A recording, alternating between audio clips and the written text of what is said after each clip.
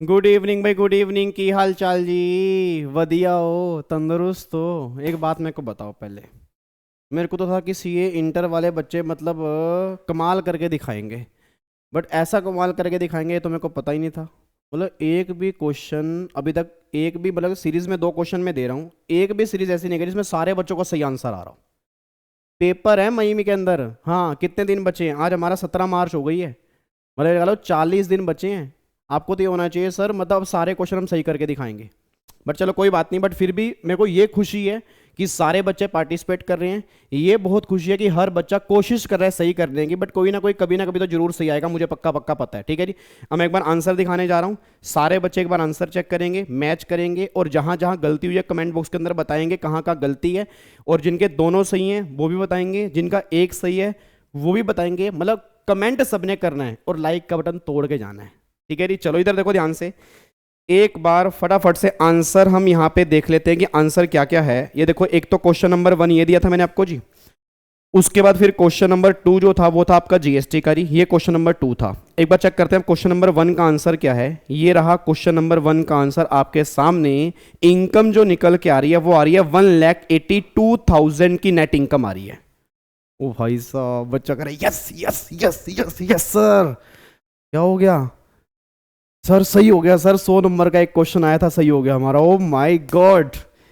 चलो कोई बात नहीं, जिनका सही है I am very proud of you, but जिनका गलत है चेक करो गलती कहाँ पे हुई है। इधर देखो ध्यान से, अब देखो यहाँ पे आंसर कैसे निकालना है। एक बार अब चेक करना। पहले तो क्वेश्चन आपके सामने यहाँ पे दिया हुआ है। अब देखो लॉस दिए हुए हैं स्पेक्युलेटिव बिजनेस के। उसके बाद फिर इनकम दी है स्पेक्युलेटिव बिजनेस की। तो पहली बात तो स्पेक्युलेटिव बिजनेस के लॉस स्पेक्युलेटिव इनकम से खत्म हो जाएंगे। यस, खत्म हो जाएंगे। क्या 35 एडी के बिजनेस के लॉस किसी से इनकम से खत्म होंगे? नहीं। याद करो मैंने क्लास में कहा था कि 35 एडी के बिजनेस के लॉस जो होंगे वो 35 एडी के बिजनेस की इनकम से खत्म होते हैं। तो ये लॉस तो हमें खत्म कर नहीं सकते। उसके बाद सैलरी की इनकम है। क्या हाउस प्रॉपर्टी के लॉस सैलरी की इनकम से खत्म हो जाएंगे? बिल्कुल खत्म हो जाएंगे जी। और याद करो, हाउस प्रॉपर्टी के लॉस सैलरी की इनकम से खत्म हो सकते हैं बट 2 लाख रुपए तक। बट लॉस ही कितने हैं? 1,90,000 रुपए के, तो वो सारे खत्म हो जाएंगे। उसके बाद क्या क्लोथ के बिजनेस के लॉस क्या स्पेक्युलेटिव बिजनेस की इनकम से खत्म हो सकते हैं? यस, बिल्कुल सकते हैं, क्योंकि नॉन स्पेक्युलेटिव बिजनेस के लॉस, नॉन स्पेक्युलेटिव बिजनेस के लॉस किसी भी हेड की किसी भी इनकम से खत्म हो सकते हैं, सैलरी और कैजुअल इनकम के छोड़ के। तो इट मीन ये लॉस इससे खत्म हो जाएंगे। उसके बाद long term capital gain 3 lakh रुपए के दिए हुए हैं आपको। लॉस दिया हुआ है आपका, कौन सा लॉस है? लॉन्ग टर्म कैपिटल लॉस दिया हुआ है। ये वाला लॉस इससे खत्म हो जाएगा। यस, खत्म हो जाएगा। ये वाला लॉस इससे खत्म हो जाएगा। यस, खत्म हो जाएगा। उसके बाद बैटिंग की इनकम है, ये तो फुली टैक्सेबल है। लॉस फ्रॉम गैम्बलिंग, गैम्बलिंग के लॉस को ना तो हम सेट ऑफ करते हैं ना ही कैरी फॉरवर्ड करते हैं। और ये आपके अदर सोर्स की इनकम है, ये आपके अदर सोर्स की इनकम है। फिर याद करो जी, आपकी एज यहाँ पे दी है 65 साल की। अब जब ग्रोस टोटल इनकम निकल के आएगी उसमें से डिडक्शंस माइनस करोगे 80 टीटीबी की। भूल गए? मेरे को पता था ये नालायक बच्चे हैं, गलती करेंगे ही करेंगे, डिडक्शन माइनस करना भूल गए कई बच्चे। अब एक बार यहाँ पे आंसर चेक करना, देखो जी। अब देखो सबसे पहले सैलरी की इनकम क्या निकल के आ रही है। सैलरी की इनकम आ रही है जी आपकी 10,000 रुपए की सैलरी की इनकम यहाँ पे निकल के आ रही है, क्योंकि 2 लाख रुपए की इनकम है, 1,90 के लॉस है, 10,000 रुपए की इनकम आ गई। उसके बाद फिर आपके 1.5 लाख रुपए के स्पेक्युलेटिव बिजनेस की इनकम है। फिर 30,000 रुपए के लॉस है वो खत्म कर दिए। 80,000 रुपए के क्लोथ वाले खत्म कर दिए। नेट इनकम जो बच गई वो 40,000 रुपए की बच गई। फिर long term capital gain 3 lakh रुपए के हैं और 2 लॉस आपको दिए हुए हैं। टोटल 2.5 लाख रुपए के लॉस है। 50,000 रुपए की नेट इनकम ये बच गई। फिर आपकी गैम्बलिंग की इनकम 80,000 रुपए की है। 12,000 रुपए का सेविंग से इंटरेस्ट है। 40,000 रुपए का एफडी से इंटरेस्ट है। ये आपकी अदर सोर्स की इनकम आ गई। अब ग्रोस टोटल इनकम आ गई 2,32,000 रुपए की। फिर 50,000 की 80 टीटीबी की अगर आप डिडक्शंस माइनस करोगे तो नेट आपकी 1,82,000 की आपकी इनकम निकल के आ जाएगी। बताओ 5 नंबर में कितना मजेदार क्वेश्चन है। बट मुझे पता आपसे छोटी छोटी गलतियां हुई हैं, बट कोई बात नहीं, गलती समझ में आनी जरूरी है। और जितनी गलतियां समझोगे उतने अगले क्वेश्चन में मतलब सही करोगे। देखना, देखो मैं आपको बार बार कह रहा हूं इस सीरीज को मजाक मत लेना सर, क्योंकि डेली 2 क्वेश्चन सोल्व करने हैं और 2 क्वेश्चन इस तरह के क्वेश्चन है जो एग्जाम के अंदर बन सकते हैं। बस ये बात ध्यान दो जी, ठीक है। उसके बाद चेक करो यहाँ पे। अब देखो 35 एडी के बारे में वही सेम पॉइंट यहाँ पे लिखा हुआ है, और गैम्बलिंग के लॉस को हम खत्म नहीं कर सकते, वही पॉइंट यहाँ पे आपका लिखा हुआ है जी। उसके बाद देखो अब सॉल्यूशन जीएसटी का। अब एक बात मेरे को बताओ, इसमें भी कई बच्चों ने गलती की है, मेरे को समझ नहीं आ रहा। इतना गिरा हुआ क्वेश्चन था और एक क्वेश्चन था रजिस्ट्रेशन का कि किसको रजिस्ट्रेशन लेना है और किसको रजिस्ट्रेशन नहीं लेना। एक बार अब यहाँ पे चेक करना क्वेश्चन क्या निकल के आ रहा है। अब वो कह रहे हैं अंकित जो है वो आसाम का है, exclusively engage in the intra state supply of taxable service. पहली बात तो एक बात मेरे को सोच के बताओ, 40 लाख रुपए की लिमिट तो वैसे भी गुड्स वाले केस में एप्लीकेबल है। सर्विस वाले केस में कहीं पर भी काम करोगे 20 लाख रुपए की लिमिट एप्लीकेबल होगी, तो सर्विस वाले केस में 20 लाख की लिमिट है, यहाँ 25 लाख रुपए है, तो ये बन जाएगा लाइबल फॉर रजिस्ट्रेशन। 40 लाख रुपए की लिमिट इस केस में एप्लीकेबल नहीं है, और वैसे भी वो सर्विस वाला केस है, सर्विस में 40 लाख की लिमिट ही नहीं है, वो लिमिट ही गुड्स वाले केस में है। फिर वो कह रहा है संचित आसाम में काम कर रहा है, इंट्रा स्टेट सप्लाई है, taxable goods and services. Again अब अगर गुड्स एंड सर्विस में डील कर रहा है तो भी 40 लाख की लिमिट नहीं है, क्योंकि एक्सक्लूसिवली गुड्स वाले केस में 40 लाख की लिमिट है, इस केस में 40 लाख की लिमिट नहीं है।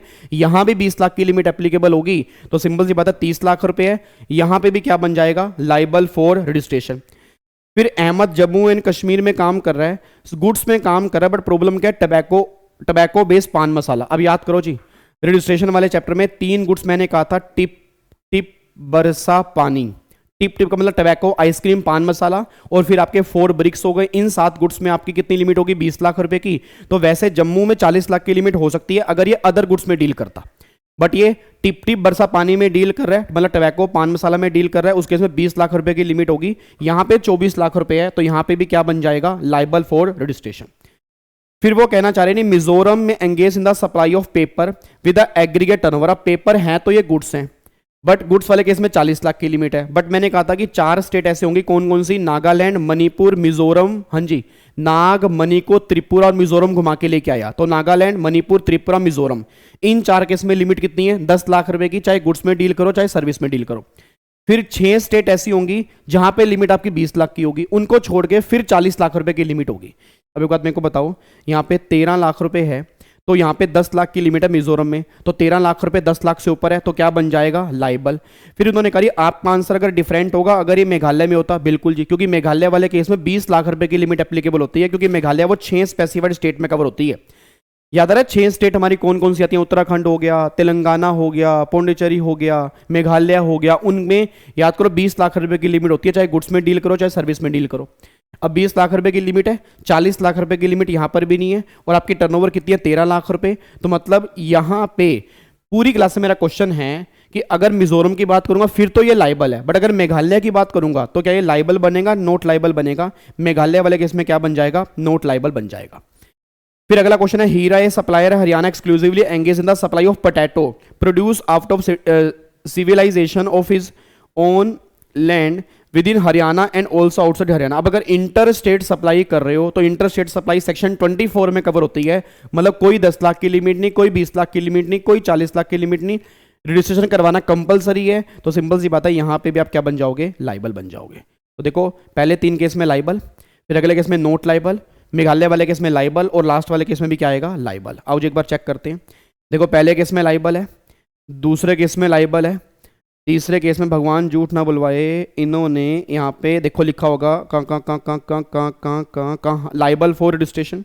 फिर चौथे केस में पहली बात तो मिजोरम वाले केस में क्या लिखा होगा, मिजोरम वाले केस में लिखा होगा इन्होंने नोट लाइबल, मिजोरम वाले केस में लिखा होगा नोट नहीं सॉरी मिजोरम वाले केस में क्या होगा, लाइबल होगा, बट मेघालय वाले केस में क्या लिखा होगा, नोट लाइबल। देखो जी मेघालय वाले केस में क्या लिखा हुआ है, नोट लाइबल, ठीक है। और लास्ट वाले केस में इंटरस्टेट सप्लाई सेक्शन 24 है, तो यहाँ पे कंपलसरी है, करवाना ही पड़ेगा जी, ठीक है। तो एक बार आराम से इसका आंसर देख सकते हो आप।